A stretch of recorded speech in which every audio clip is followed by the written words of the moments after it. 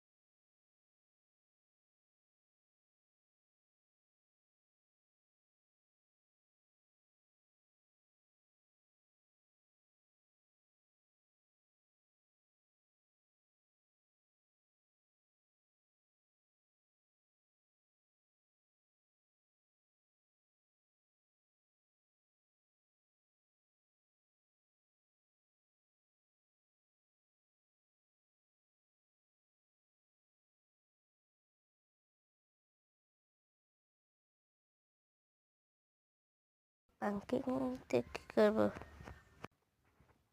Banking দিয়ে কি করবো?